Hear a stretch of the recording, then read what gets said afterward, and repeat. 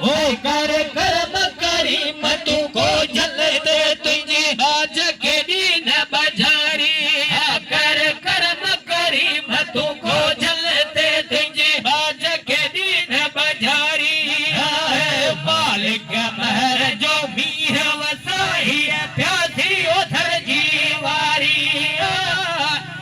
कर कर्म करी मधु को जलते तुझी बाज के दीन बजारी ओ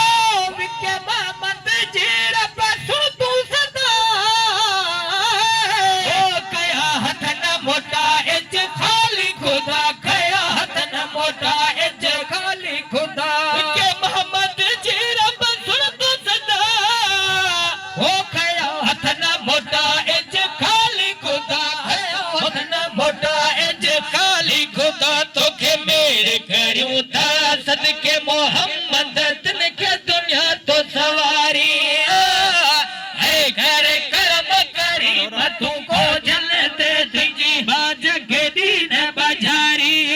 कर कर्म करी मधु को जलते तुझी बाज के दीन बजारी मालिक महर जो मीह वसाही प्यासी उधर जीवाई हो कर कर्म करी मधु को जलते तुझी बाज के दीन बजारी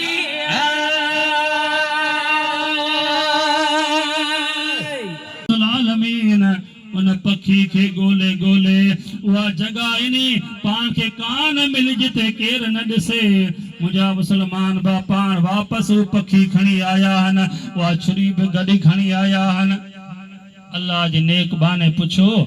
अबा ॾियो ख़बर अवां खे कंहिं ॾिठो त कोन ॿिन ख़लीफ़नि चयो साईं असां खे कंहिं कोन ॾिठो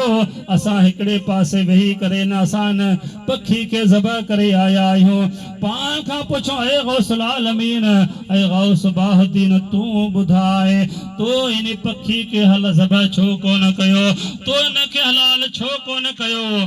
अल्लाह जे नेक बाने फरमायो से गौसल आलमीन फरमायो ऐ मुर्शिद शेख शाहबुद्दीन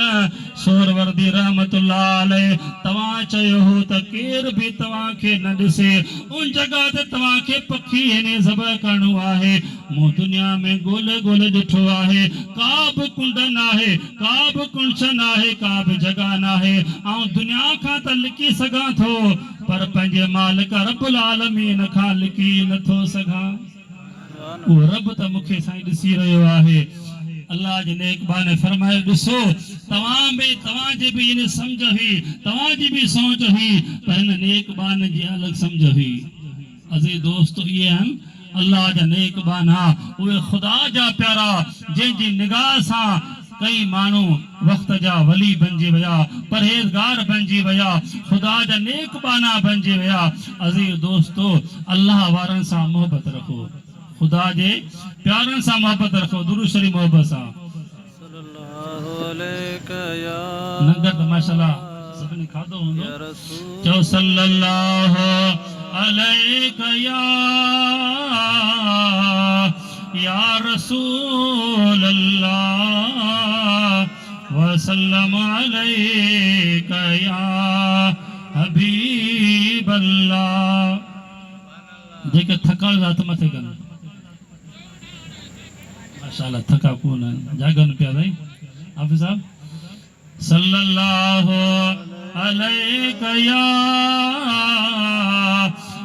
रसूल अल्लाह व सल्लम अलैका या हबीब अल्लाह मुझा मुसलमान भा उन सभनी वलियन पीरन जो सरदार महबूब सुभानी शेख अब्दुल कादिर जिलानी जी ज़ात आहे सुभान अल्लाह तो चओ यार सुनी को नहीं छातों में शक है जा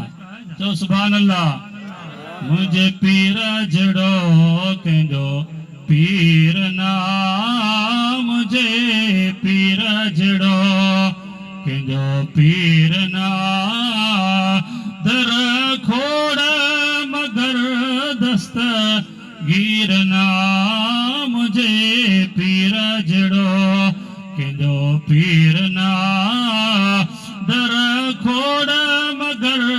दस्तगीर नाम जे पीर जड़ो उसे गौस आजम दस्तगीर रदी अल्लाह ताला जो वो मकाम वो शान है जडे मदीने वाला साईं मिराज ते वया पे मुझा मुसलमान बा अल्लाह जने एक बाना फरमाए था सो जिब्राइल फरमाए थो त रसूलुल्लाह सल्लल्लाहु अलैहि वसल्लम जने मिराज ते वया पे त पान छा था दिसन पान जे पासे मां एकड़ा ब पखी गुजरिया हन